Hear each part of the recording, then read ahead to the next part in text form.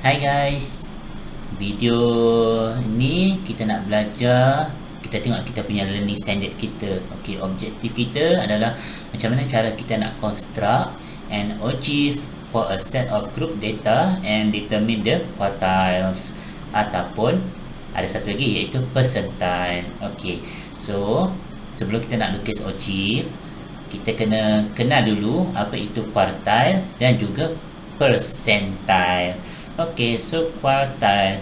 So secara umumnya quartiles adalah values yang dibahagi kepada set of data into 4 equal parts. Okey, maknanya 1/4, 2/4, 3/4 dan juga 4/4.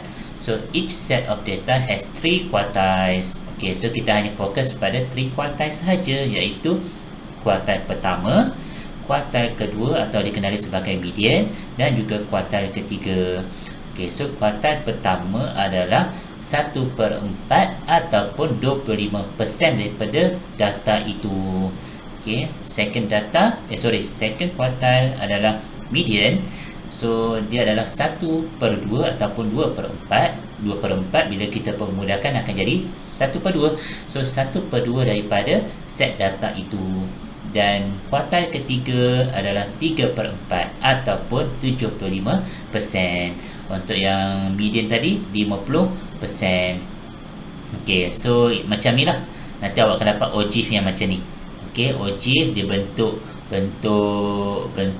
macam menaik bukit. Okey, bentuk naik bukit. So 1/4 adalah kawasan ni lah. Okey, nak bagi tahu N ini adalah total frequency.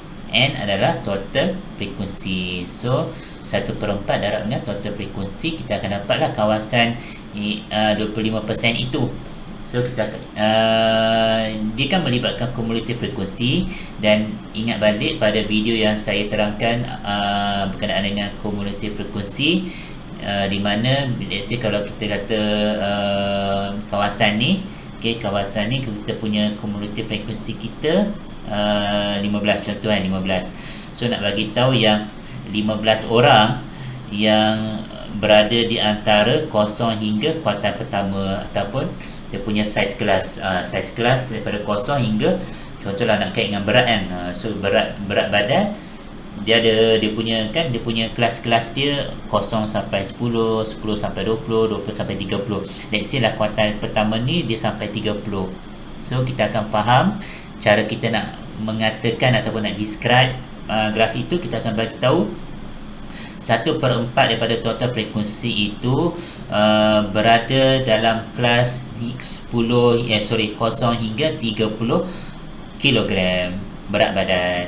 Okey, so kalau 1/2 50%. So 50% daripada daripada bilangan keseluruhan berada antara 0 hingga contohlah 60 kg berat dia. Okey, so kita faham yang ni dulu. Dan N adalah paling atas, kita tahulah adalah jumlah keseluruhan. Okey, jumlah keseluruhan frekuensi. Baik, percentile tu apa? Kalau dalam kuartil pun dah ada persen, 25%, 50%, 75%. Kalau awak perasan, kuartil hanya fokus pada 3% ini sahaja, iaitu 25%, 50% dan juga 75% sahaja. Tapi untuk percentile, kita boleh ambil mana-mana persen. 1% pun boleh, 2%, 3%, sampailah 100%. Sebab itu dia kata kat sini, we can analyze a large data more easily and effectively when we divide the data into small parts, which is known as percentile. So even 0.5% pun kita boleh ambil. Okay, so a percentile is a value that divides a set of data into 100 equal parts. Kalau dekat kuartil tadi hanya 4 equal parts saja. So dia punya selang dia terlalu besar, terlalu luas. Tapi 100 equal parts ni dia punya selang dia terlalu kecil. Okey, so kita faham dua ni dulu, kuartil dan juga percentile ataupun percentile. Okey, jom kita nak melukis ataupun nak construct ogive. Baik, macam biasa, kalau kita nak construct sesuatu benda, mestilah kena follow step by step. So, ini adalah step untuk constructing an object. Okay, so first kali kita kena add one class before the first class with zero frequency. So, mana kita kena wujudkan kelas yang baru sebelum kelas pertama dan dia punya kekerapannya adalah kosong. Okay, and then kita kena cari setiap kelas itu apa boundary-nya. Okay, so apa boundary dan juga cumulative frequency. So ada 3 benda lah. Okay, dalam object. Okay, dalam object kita akan wujudkan satu kelas baru. Lepas tu frekuensi dia kena kosong. Kemudian nombor 2 ni nombor 1 lah. Nombor 2 kita cari apa boundary untuk setiap kelas. Dan nombor 3 kita cari cumulative frequency.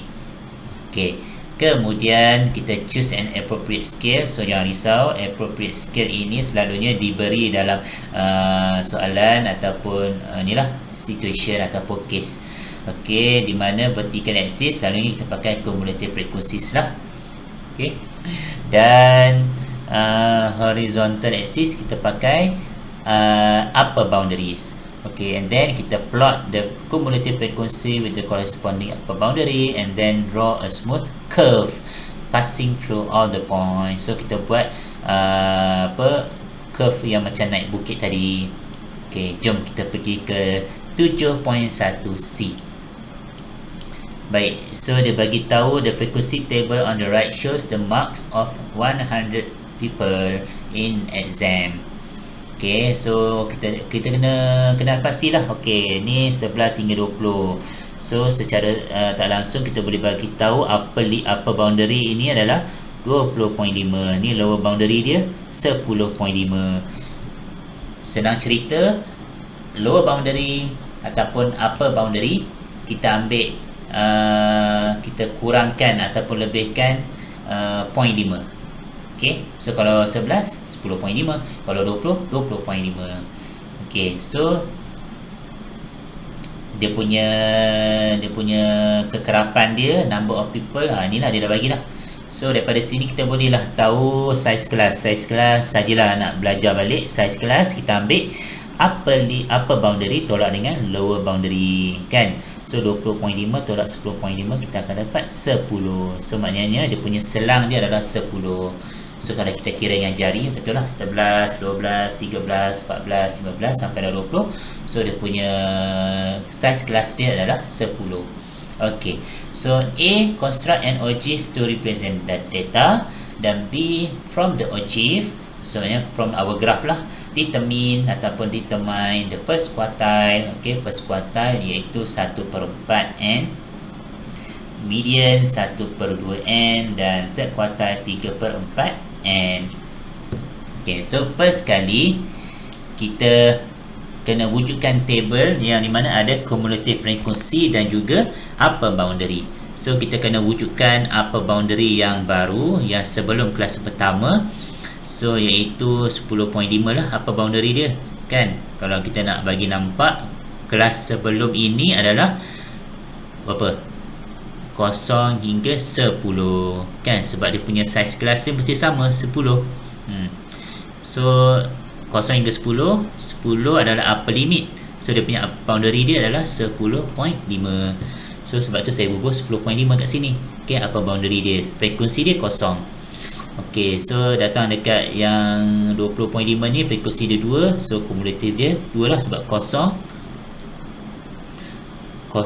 tambah 2 dapat 2. Okay, lepas tu 30.5, frekuensi dia 13. So 2 tambah 13, so kumulatif dia dapat 15. So kita apply balik macam mana kita buat kumulatif frekuensi pada video sebelum-sebelum ni. Okay, so kita akan wujudkan table yang macam ni lah. So secara tak langsung kita dapat total frekuensi dia adalah 100 orang. So betul lah, dekat sini pun dia bagi tahu 100 orang. Okay, so jomlah kita plot. So kita buat table. So nanti dekat graf awak, dekat kertas graf awak kan ada yang 10 kotak kecil kan. Awak pakai yang tu lah setiap 2 cm tu. Okay, so ingat tak dalam video yang saya pernah cerita pasal jagged line? jagged line kan, jagged line. Okay, di mana kita nak bukan macam ni, jagged line. Macam ni kita nak bagi tahu yang ada beberapa kawasan yang kita tak ambil kira pun, maksudnya tak ada pun data dalam certain size kelas itu. Okay, certain classes.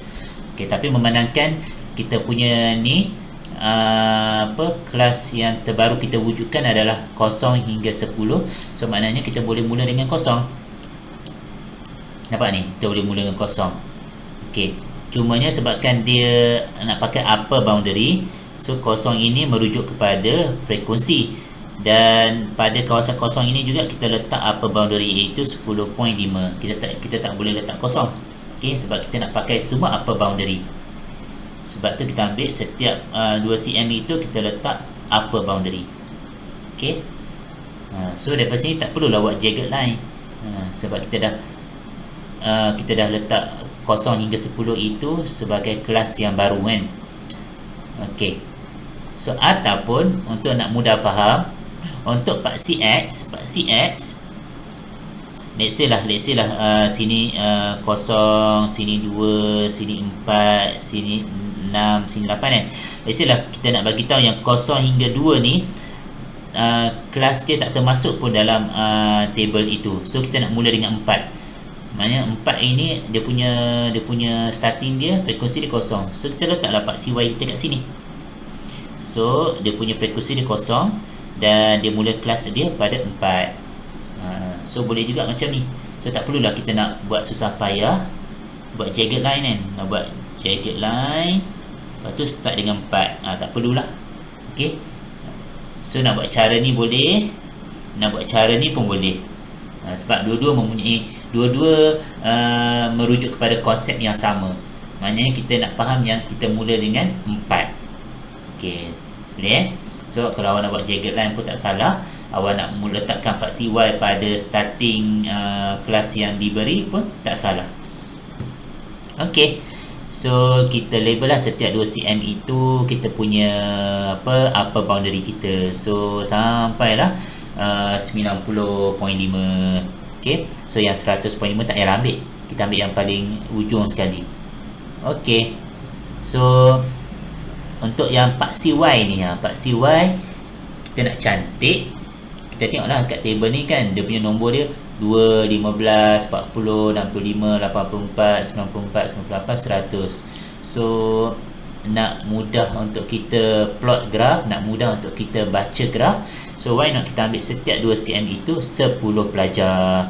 So 10, 20, 30. Sebab kan daripada 10 hingga 20 ni kan ada kotak kecil kan, dan ada 10 kotak kecil. So mudahlah untuk kita nak plot nanti.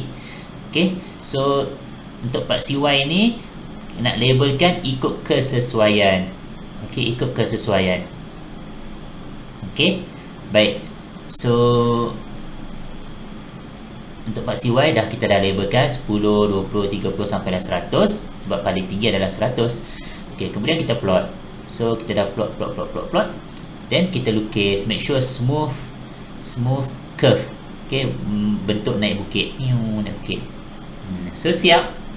Okay, so bila dah siap ogive, inilah ogive. So bila dah siap ogive, barulah kita boleh selesaikan apa dia kata, solving problem. Okay, dia nak kuartal yang pertama. So kuartal yang pertama Q1 adalah 1/4 darab N. N kita adalah 100. So dapat 25. So mana nak cakap kat sini pada kekerapan yang 25. So 25 kat sini lah. Ni 25 kan, 25. So kita buat dot buat garis putu bagi kena dekat intersect pada curve itu. Kemudian kita garis tu buat dot ke bawah untuk dapatkan berapa nilai markah untuk 25 orang. Okay, so nak tahulah kelas daripada 0 hinggalah berapa yang merangkumi 25 orang sahaja yang mendapat markah itu. So bila awak tengok dalam graf awak, so awak akan dapatlah dia punya markah dia adalah 35. Okay, so 35 lagipun ni kat tengah-tengah, so 35. So kita bagi tahu lah jawapan dia untuk soalan 1. Okay, Q1 adalah 35. Markah dia 35. So daripada sini kita boleh faham ya, seramai 25 orang yang mempunyai markah daripada 0 hingga 35. Okay, untuk soalan 2, median. So median 1/2 darab dengan 100, so 50 orang. So tengoklah 50.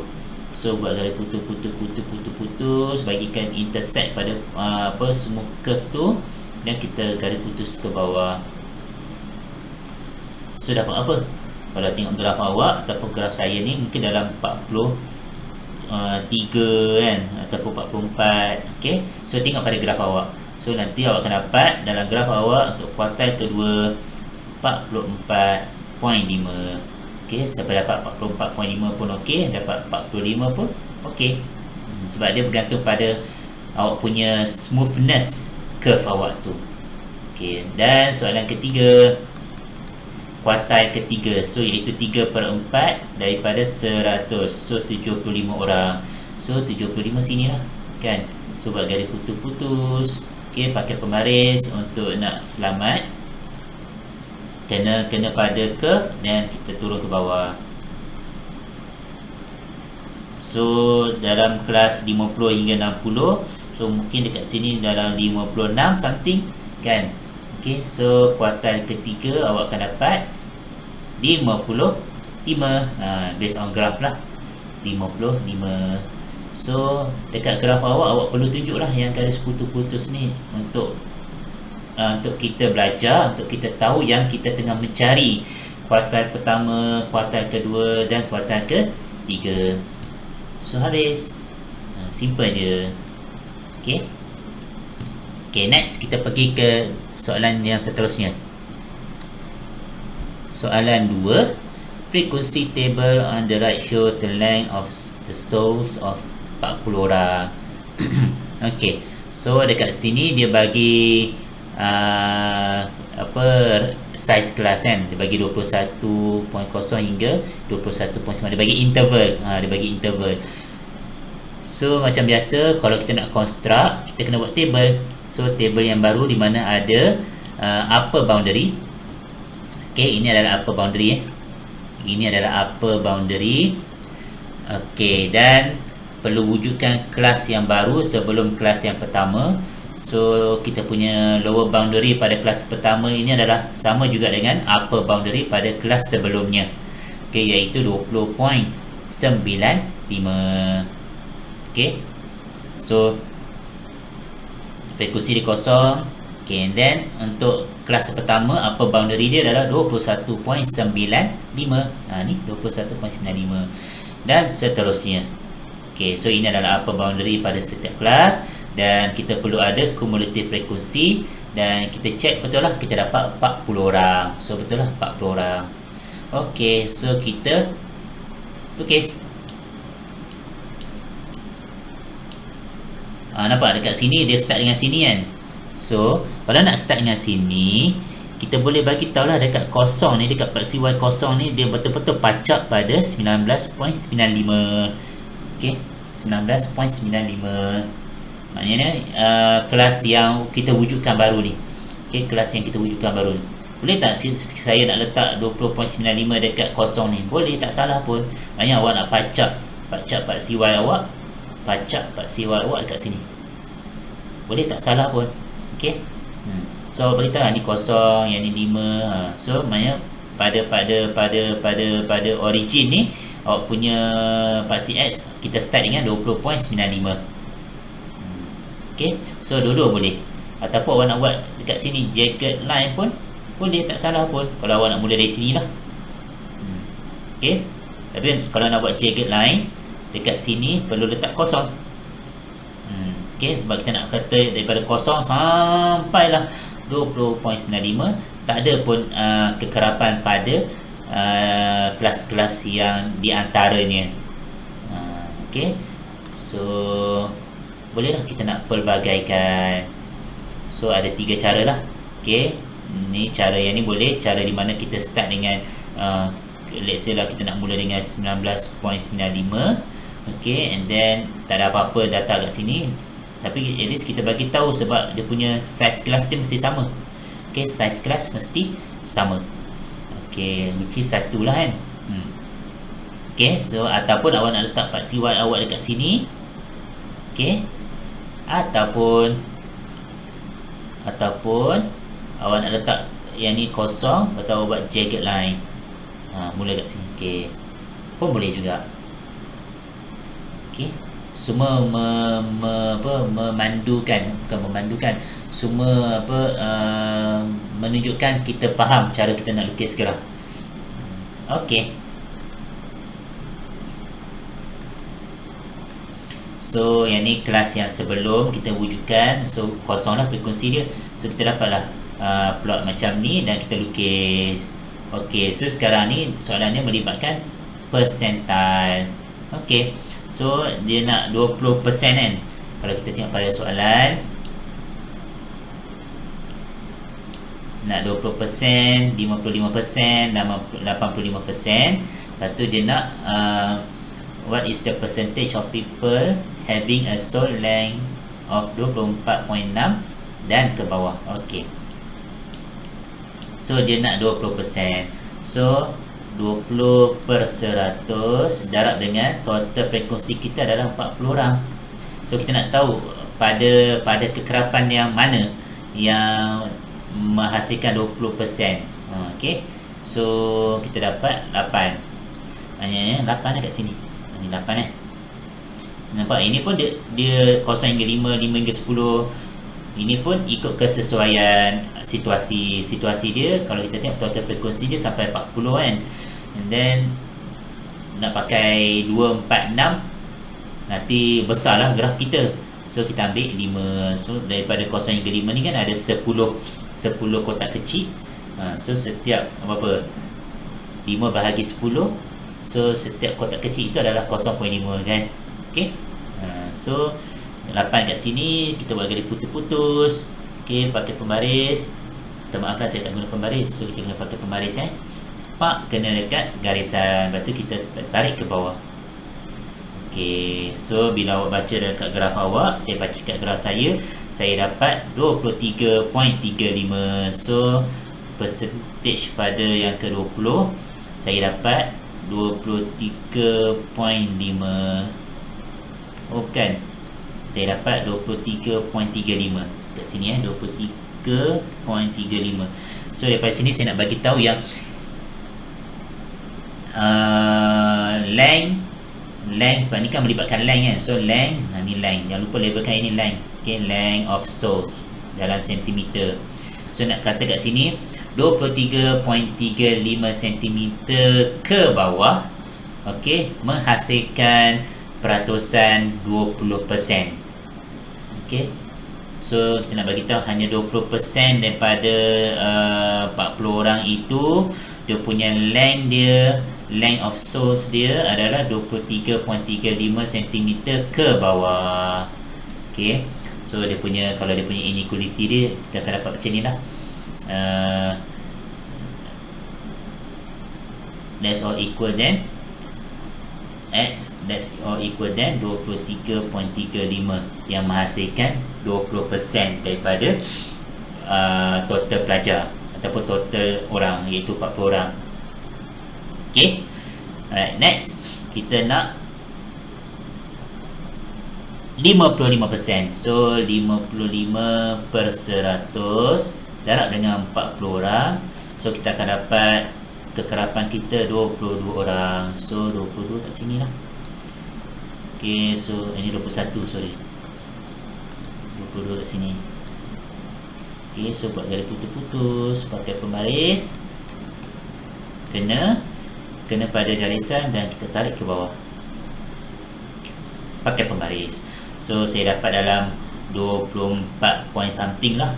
Okay, so saya punya percentage yang ke 55 ataupun percentage 55%, saya punya length saya dapat adalah 24.3 ke bawah. So inilah jawapan dia.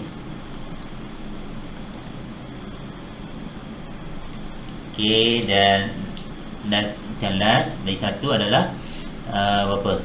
Nak 85%. So 85 per 100 darab 40. So kita dapat kekerapan kita 34 orang. So kita pergilah dekat graf kita. Okey, so 34 orang. Sinilah. So kita garis putus-putus. Okey, garis putus. Kena tarik bawah. So dalam 24 hingga 25, so mungkin 25 24.9 sehingga 25.9, mungkin saya dapat dalam 25 something. Okay, so jawapan dia based on kita punya graf. Okay, graf awak dengan graf saya. So percentage 85, saya punya length saya adalah 25.1 cm. Okay, dan soalan C dia nak 70% kan. Sorry, dia nak apa? Soalan dia apa tadi? Kita pergi balik kat soalan. Dia nak berapa persen yang soul length dia adalah 24.6. Okey. So macam ni kita nak buat. Kita ambil lah mana 24.6. So 24.95 kat sini dah kawasan ni. Kan 24.6. So ni 24. Let's say lah 24.6. Okey. So dekat sini 24.6. Sinilah, sini So ni 24.6. So kita tarik atas. Tarik atas. Okey, tarik atas. Kita nak tahu berapa kekerapan kita yang membuatkan 24.6 ke bawah. Sorry. Sebab tak ni garis lurus kan. Pakai pembaris So dalam 28 macam tu kan. Okey, so kalau dalam graf kertas hijau kita, saya akan dapat 28. Okey, so maknanya dia kata 24.6 ke bawah kan. So inilah ni 24.6 ke bawah ni, yang ke bawah ni. So kita nak tahu berapa peratus yang kawasan biru ni. Berapa peratus yang kawasan biru ni. Okey, so kita dapat kekerapan kita tadi 28. So 28 daripada 40 orang. So kita nak convert dalam percentage, kita dah 100. Sebab 28 per 40 pecahan kan. So nak tukar kepada percentage darab 100. So kita akan dapat 70%. So kita bagi tahu lah 70% yang menghasilkan 24.6 cm ke bawah. Alhamdulillah, habis. So macam ni sahaja kita nak buat pengiraan melibatkan soalan OGIF. Habis. Alhamdulillah, settle 7.1. InsyaAllah kita akan masuk 7.2 berkenaan dengan measure of dispersion pada next video. Thank you guys.